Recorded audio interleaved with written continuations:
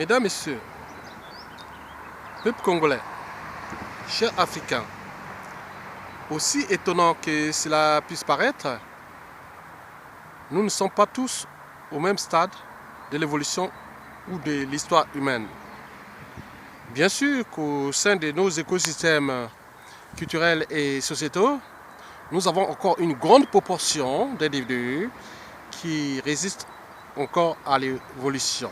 Bien sûr que ces individus sont encore au stade de la sélection naturelle, c'est-à-dire au stade de la loi de la jungle. Oui, vous savez que depuis des millions d'années, l'humain est passé d'abord d'un stade animal, c'est-à-dire le sauvage, en passant par le chaînon manquant entre le sauvage et le barbare, puis au stade inférieur d'humanité, c'est-à-dire le barbare, puis au stade d'humanité, c'est-à-dire les raisonnables, les conscients de ses actes, de ses habitudes et de ses comportements et de leurs valeurs morales, c'est-à-dire la barrière entre le bien et le mal, les valeurs de la liberté, de la dignité humaine et aussi du but de la condition humaine. Mesdames, Messieurs, j'entends par-ci par-là les gens croire, rêver et d'ailleurs penser que le dictateur Denis Sassou Nguesso va partir comme ça. Détrompez-vous. Mais et pourquoi? Parce que d'ailleurs, c'est d'abord les stades cités, c'est-à-dire nous résistons encore individuellement et collectivement d'ailleurs, en proportion au stade de l'histoire de l'humanité. Oui, bien sûr, sinon comment cela se fait-il que le dictateur Denis Sassou Nguesso, un seul individu, est en train de massacrer ses semblables, l'humain, son peuple, même si on dit peuple, parce que le peuple congolais est là. Il n'a jamais accepté ce monsieur, mais il s'est imposé par la force et par les armes et en détruisant pas à pas l'individu, l'humain, à l'échelle congolaise. Et cela dure depuis presque 48 ans. Ne parlons pas de l'histoire de Kinganga, puis de Diawara, Ikoko, Oluka, Bakekolo, Marien Ngouabi, Cardinal Emi Bieyenda, Massamba Deba, Kikadidi, Kimbola Kaya, en passant par les Katali, tous sont tombés. Piranga, Orzo Sikonga, Milongo, Jos Pierre Tikaya, André Milongo, Bernard Kolela. Et dernièrement, Tchourou, le colonel Tchourou, qui l'a servi d'ailleurs. Mais pourquoi cela? Mais parce que nous ne sommes pas un peuple. Si nous étions un peuple, il serait naturellement possible de dire non, on ne peut pas tolérer ça. On est individu, on est cadre civil et militaire, on dit non, à un moment donné, on ne peut plus tolérer ça. Mais pourquoi nous n'arrivons pas à nous entendre pour faire partie de ce monsieur? D'abord parce que nous ne sommes pas un peuple. Depuis que le colon est parti, il nous a légué une mosaïque de tribus, chacun avec ses intérêts et conflits d'intérêts particuliers et partisans. Le tribalisme politique est au cœur de l'enjeu. Bien sûr que le dictateur Sassou Nguesso le sait, il a toujours compris d'ailleurs. Et c'est les raisons pour lesquelles il fait tomber un à un comme des quilles, en utilisant bien sûr les moyens colossaux de l'État qu'il a acquis par la force, c'est-à-dire les armées, la police, les renseignements, et aussi surtout les ressources naturelles et surtout les deniers publics. Il n'a jamais investi. Il a toujours exploité le Congo. Et vous rêvez qu'il va partir comme ça, quelqu'un qui a des moyens colossaux, énormes. Il a acheté la conscience mondiale, les gouvernements, les associations, organismes et autres, non gouvernementaux ou gouvernementaux, les pouvoirs politiques à travers le monde avec l'argent du Congo pour les détruire. Bien sûr qu'il est prédisposé à ces comportements. Mais nous ne sommes pas capables de nous entendre pour le faire partie. Et pourquoi? Parce que nous ne sommes pas un peuple. Nous ne sommes d'ailleurs pas une nation qui n'a jamais existé, puisque depuis que le colon est parti, nous n'avons pas pu construire d'abord une nation, puis un peuple. Oui, construire un peuple, cela prend des années, même des siècles. Et nous n'avons pas pu le faire depuis presque 57 ans. Alors, pourquoi nous sommes là en train de se faire des incantations que Sassou Nguesso va partir comme ça? Il ne partira pas comme ça. Parce que les donneurs d'ordre, ces donneurs d'ordre qui ont compris le comportement spécifique de ce monsieur, ont bien sûr utilisé les moyens de l'État congolais pour nous massacrer pas à pas. Donc Sassou Nguesso n'a pas encore fini de nous étonner. Nous allons nous tomber comme des quilles. Les moyens de renseignement colossaux dont il dispose à travers les moyens de l'État congolais, c'est-à-dire le produit intérieur brut qu'il a utilisé à 90%, même si pour construire, vous savez que pour faire fonctionner un État, on ne va pas le fonctionner qu'avec 10% du PIB, et surtout qu'il n'a pas créé des valeurs ajoutées en diversifiant l'économie. Bien sûr qu'il a utilisé la rente pétrolière et des ressources naturelles, mais bien sûr qu'ils sont gérés de manière opaque, ils sont à lui. Il utilise maintenant pour se maintenir coûte que coûte au pouvoir. Il va acheter les armes, il va nous fliquer, il va tuer pas à pas, puisque nous ne sommes pas un peuple.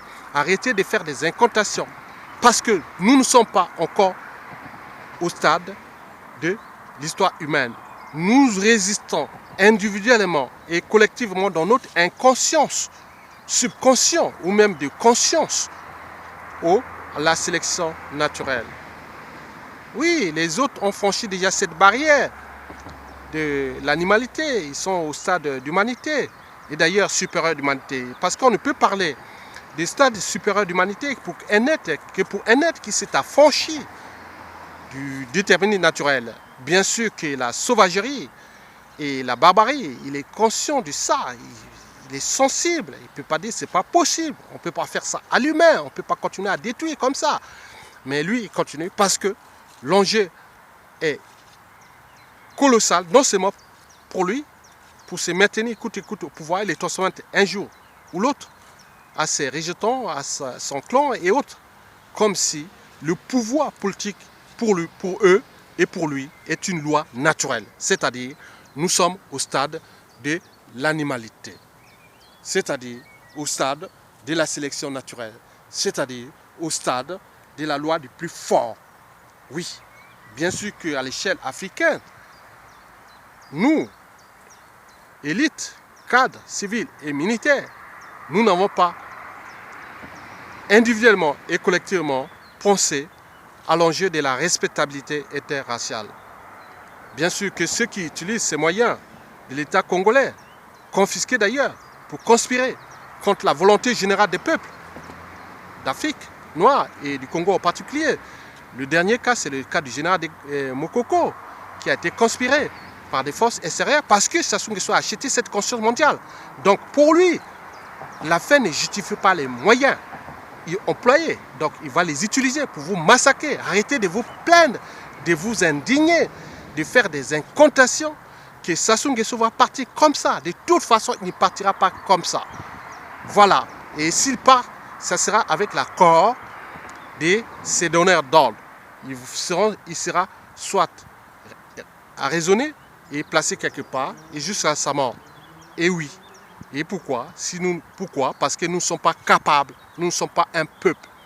Donc, et demain, nous allons nous retrouver dans les amalgames, dans le négationnisme et dans les crises nouvelles qui sont celles des conséquences et des impacts d'abord de ce monstre qu'on nous a placé là par rapport à notre lâcheté, un peuple de moutons et autres. Mais aussi, il sera protégé parce que les gens qui les protègent ont besoin d'assurer leur marche arrière et des conséquences qui pourront en découler. Bien sûr qu'ils sont en train de chercher d'autres individus plus dociles, puisque cette économie de la sélection naturelle à l'échelle congolaise ou même d'ailleurs africaine est renouvelable. Bien sûr que certains sont aux portes de ces forces centrifuges qui sont là que pour détruire cet écosystème africain à l'échelle congolaise. Mesdames, Messieurs, peuple congolais, nous ne sommes pas capables de déjouer le dictateur. Donc arrêtez de faire des incantations. Dernièrement, le colonel Tchourou qui a servi Sassou Nguesso a été neutralisé. D'ici peu, ce sera peut-être le tour de Kombi Salsa, qui l'a d'ailleurs aidé à revenir au pouvoir. Il voit les conditions, qu'il est là aujourd'hui, humilié, essuyé, il va même peut-être mourir. Oui, Sassou va tuer, il n'a jamais changé de méthode. Jamais, parce qu'il n'a pas de capacité morale et intellectuelle de pouvoir s'adapter au changement et à la force des choses. Et après, viendra le tour de Moukoko. Et puis, Paulé Makaya, Boukadia et tous les autres, déjà ils sont dans les conditions d'incarcération inhumaine que même aucune dictature africaine n'a pu faire. Et pourquoi nous laissons Libko à faire ça? Parce que nous sommes des lâches, nous sommes des trouillards, nous sommes un peuple de moutons. Un peuple de moutons crée naturellement des partenaires économiques de loups. Un peuple de moutons crée inéluctablement des dictateurs et des dictatures de loups. Des types antidémocratiques, antisociales et surtout criminogènes. Il faut se repérer ou voir institutionnellement la 6e ou la 7e constitution du dictateur qui, à son compteur, a déjà 33 ans de dictature antisociale et surtout criminogène. Les affamés articles 10, 95 et 96. Alors, pourquoi vous êtes en train de vous plaindre, de vous indigner pour votre ignominie, votre lâcheté et puis, bien sûr que les dictateurs de Sassou Nguesso sont en train de donner des outils de massacre futur. Parce que quand on détruit un individu, bien sûr que Sassou Nguesso n'est pas éternel. Toute chose a une fin. Et qui demain? Moi, qui est un éveilleur de conscience, un lanceur d'alerte, mais qui dit demain? Que les gens qui vont faire pire que des Sassou Nguesso sont déjà en coulisses. Ils attendent le moment venu pour agir, peut-être de manière encore brutale et sauvage, barbare, parce que c'était ainsi. Tous ceux qui ont cherché à faire la synthèse des choses et classer ce monsieur au stade d'humanité, ils sont tous emprisonnés. Ceux qui ont voulu faire des synthèses, ils sont tous emprisonnés et vont certainement mourir. Mais ils ne sont pas seuls parce qu'ils ont des gènes, ils ont des familles, ils ont des partisans, ils ont des tribus, ils ont des gens aussi à travers le monde qui pensent que ce ne fait qu'une étape de la barbarie et de la sauvagerie au mot de Denis Sassou Nguesso. Et qui sait demain, si ces messieurs qui devaient alors rééquilibrer ces causes et les conséquences de la dictature de Denis Sassou Nguesso, tous seront massacrés. Donc nous aurons demain des extrémistes qui vont prendre le pouvoir et demain, qui sait, ça sera encore plus sauvage et barbare avec les moyens économiques, technologiques et des renseignements nouveaux et qui demain seront, voilà, bien sûr que ceux qui sont en train de fliquer ou chercher à assassiner tous les résistants, et bien sûr qui seront récupérés et même peut-être d'autres utilisés contre ceux-là même qui les ont fliqués, qui ont cherché à les assassiner ou qui ont assassiné leurs familles autres. Donc on est dans la récurrence de la connerie humaine à l'échelle congolaise. Alors, que faire? Pour l'instant, on est tout seul, puisqu'il n'y a plus d'armée, il n'y a plus des gens dignes et libres au Congo. Et chacun roule que pour ses intérêts particuliers et d'autres pour des conflits d'intérêts partisans entre nord et sud. Je parle de nord et sud au Congo, c'est la géopolitique nationale. Elle est comme ça depuis l'indépendance à nos jours, sans oublier les intégrations conflictuelles entre tribus et autres. Donc on est au cœur des conflits d'intérêts.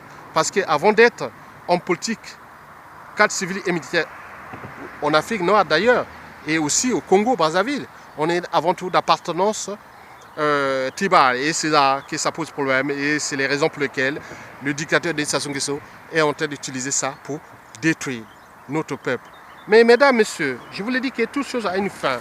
d'abord à l'échelle congolaise, Sassou Nguesso n'est pas éternel, bien sûr qu'il n'a pas fait peut-être la lecture de la chute de tous les dictateurs. Et peut-être aussi qu'il a fait la lecture de toute la chute des dictateurs, c'est les raisons pour lesquelles il prend tous ses moyens disponibles pour se maintenir jusqu'à la mort.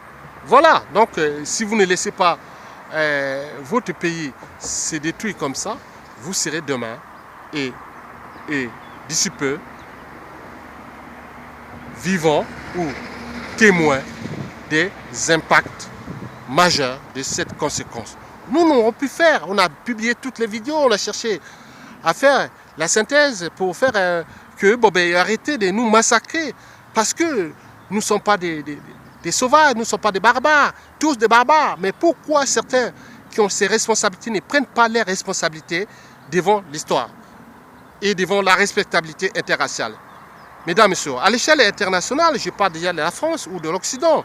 Bien sûr que ceux qui ont pillé là-bas, ils sont venus acheter leurs châteaux.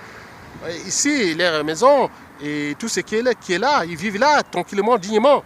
Mais demain, qui ne dit pas que les ressources naturelles, la condition humaine, il n'y a plus de croissance économique en Europe. On cherche les moyens de placement pour faire cela, ceci par là, ceci, cela. Mais qui ne dit pas que demain, avec tous les mouvements d'extrême droite qui arriveront en Europe d'ici peu, et qu'est-ce qu'on va dire? On va quoi? Collectiviser les conséquences du racisme? Mais bien sûr que non. On est dans les pays des droits, chacun va se battre. Si une famille a subi une bavure policière, il ne faut pas collectiviser ça au nom du racisme ou de la xénophobie et autres.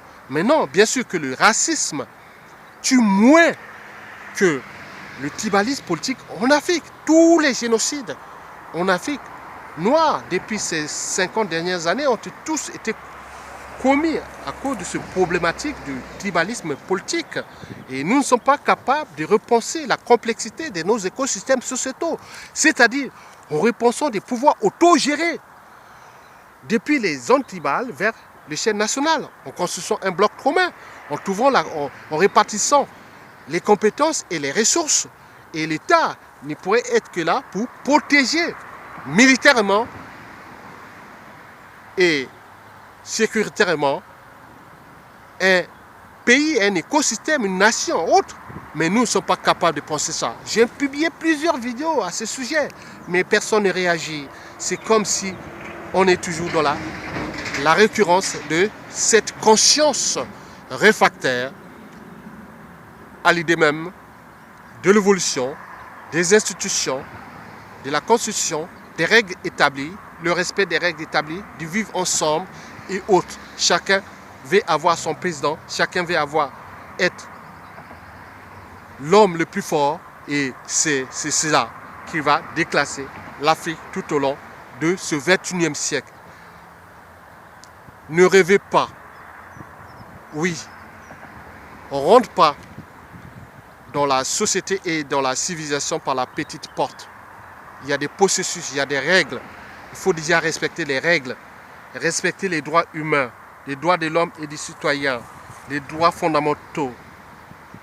Le but de la condition humaine, l'accès à l'eau potable, à l'énergie, à la nourriture, aux soins, à la sécurité, à l'éducation, à la formation, à l'emploi, au cadre de vie, à la culture et enfin à la mobilité. Mais nous ne sommes pas capables. L'Afrique noire est devenue un environnement de villes poubelles. On le voit au jour quand l'on constate des villes tiers-mondistes, des pensées tiers-mondistes. Est-ce qu'il existe des peuples structurés et organisés et d'autres déstructurés et désorganisés? Je pense que oui. D'où l'enjeu de repenser à quel stade d'évolution humaine ou de l'histoire humaine se trouve d'abord le Congolais, le Bantou, l'Africain et autres. Bien sûr que certains sont même pervers. Oui, l'Afrique noire, il y a trop de pervers sociétaux. Ils sont contents de voir l'autre souffrir, l'autre mourir, l'autre dans les déboires, voir un pays dans les déboires. Oui, ailleurs, Ailleurs, non. On dit non, c'est pas possible. On ne peut pas accepter ça. On s'indigne, après on agit. On construit un écosystème en tenant compte des problématiques précitées, c'est-à-dire celles qui touchent les droits humains et des citoyens, de l'homme, les droits sociaux, le but de la condition humaine et surtout l'existence ou l'existentialisme universel. Oui, je conclus en vous disant que le dictateur Sassou Nguesso ne va pas partir comme ça. Si le peuple ne relève pas le défi, oui, avec ses cadres civils et militaires, ils s'entendent comme un seul peuple. Et à ce moment-là, nous pouvons avoir une porte d'entrée ou de la création d'un peuple. Oui, le peuple s'est construit devant les drames. Et si, devant ce drame qui touche le peuple congolais, nous ne sommes pas capables de s'entendre comme un seul peuple, alors le Congo n'existera plus après le dictateur Denis Sassou Nguesso. Nous rentrerons que dans les amalgames, les négationnistes et des crises et des crises et des crises. Bien sûr que nous avons encore les ressources. 60% des forêts primaires denses équatoriales, la majorité de l'Afrique, la savane, les eaux, les ressources. Mais bien sûr que d'autres viendront les occuper et déjà le pays n'est plus à vendre, il est déjà vendu. Bien sûr à la découpe et nous sommes là en train de le voir. Et demain, c'est d'autres intelligences, d'autres forces qui viendront nous édicter leurs propres lois, mais qui ne sont pas celles de la barbarie, mais celles de l'histoire humaine, c'est-à-dire celles qui touchent l'économie, le social, l'environnement et les sociétés. Et nous serons là comme des peuples subalternes au service d'autres peuples qui seront aux commandes de toute l'Afrique noire. Et c'est ça le danger de demain. Et si nous ne sommes plus représentatifs de notre propre continent, alors vous aurez des Blancs, des Indiens, des Asiatiques et autres qui vont occuper territorialement et commander et occuper partout nos écosystèmes sociétaux. Mesdames, Messieurs, le dictateur Denis Sassou Nguesso ne partira pas comme ça. Pourquoi? Je vous l'ai dit précédemment. Donc, si vous n'êtes pas capable, arrêtez de croire que Sassou Nguesso va partir comme ça. Parce qu'il a tout compris. Il est conseillé, il est renseigné, il est protégé par des intelligences et des moyens de force brutales. Et qui d'ailleurs sont du type mercénarial. Et puisque il a des armes, il a légué, il a désarmé toute une armée, il a laissé ça qu'au service de ces mercenaires. Oui, ils vont nous massacrer, nous fliquer, nous tuer, nous faire tomber comme des quilles, pas à pas. Donc arrêtez de croire. Parce que au moment que vous faites les incantations, vous indignez, vous manifestez, vous faites des meetings, des déclarations. Oui, ça ne sert à rien. Parce que le chien aboie, la caravane passe. Sassou Nguesso est dans la ruse. Il utilise cette ruse. Bien sûr qu'il n'est pas éternel. C'est un être mortel. Mais a-t-il fait aussi la lecture de son cycle de vie? Et qui demain, que je vous ai dit précédemment, qu'il y aura un autre malade.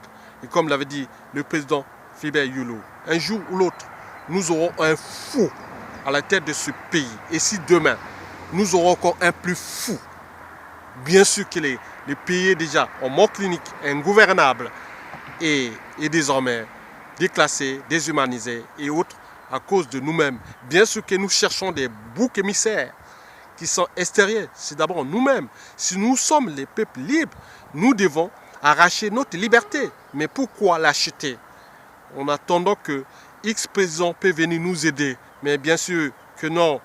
Parce que s'il vient aider, ils fixeront les règles qui ne sont pas les règles d'un peuple, mais simplement ceux des représentants de leurs intérêts particuliers et économiques à cette échelle.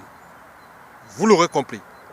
Mesdames, Messieurs, peuple congolais, peuple d'Afrique, peuple noir, peuple du monde, chers humains, Alors, pourquoi nous laissons libre cours à ces individus détruire tout un peuple, une grande partie de la génétique humaine? Bien sûr que ceux qui ont résisté à ce dictateur sont tous des gènes positifs, parce que c'est des gènes humains. Mais lui, il est en train de déclasser, neutraliser tous ces gènes contestataires, parce qu'on ne conteste pas comme ça. C'est l'expression de certains gènes. Et si ces gènes positifs sont tous neutralisés, et demain, à cette échelle, qu'est-ce qu'on aura? On n'aura qu'une majorité de gènes faibles, négatifs, et incapables, médiocres, barbares, sauvages, et vous l'aurez compris. Et demain, je ne vous cache pas, le monde de causes et de conséquences est là. Nous préparons des crises majeures demain. Parce que ces individus sont maintenant à l'étranger, avec tout ce qui se passe, du terrorisme et de tout ce qui arrive. D'autres vont se réfugier chez des gourous, d'autres dans le terrorisme, et d'autres dans tout ce que vous connaissez. Parce que la nature a horreur du vide, l'individu d'ailleurs. Donc, vous comprenez, les crises de demain, nous les fabriquons déjà à cette échelle du bassin du Congo, le bassin le plus riche du continent noir, et qui est aujourd'hui aussi celui qui regroupe le plus grand nombre de dictateurs antidémocratiques, antisociaux et surtout criminogènes du continent noir. Allez demander, est-ce qu'il y a une anthropologie? Bien sûr que la conscience de l'individu est le reflet de la société d'appartenance. Oui, il faut le dire, il faut le souligner. Donc je vous dis simplement que nous sommes humains, chers semblables. Nous ne pourrons plus laisser des individus détruire impunément l'humain comme ça. Parce que nous sommes devenus interdépendants. Et si nous pouvons mettre hors d'état de nuire tous ces mauvais, tous ces êtres barbares, sauvages, qui détruisent la dignité humaine, la liberté, les libertés fondamentales et autres, le sens même de la vie, d'être humain. Nous ne sommes pas tous au stade inférieur d'humanité. Bien sûr que, à travers le temps, on a situé la race noire ou l'Africain à un certain stade. Et si ceux qui l'ont pensé avaient-ils raison? Et sinon, pourquoi eux-mêmes ne se battent pas pour arracher leur liberté et fabriquer, à titre individuel et collectif, leurs écosystèmes sociétaux intégrés dans l'universalité, dans l'universalisme et dans le rêve et le projet commun qui est celui de l'humanité, de la planète Terre et de nos générations, des générations actuelles, des générations futures. Et puis, mesdames, messieurs, je vous remercie.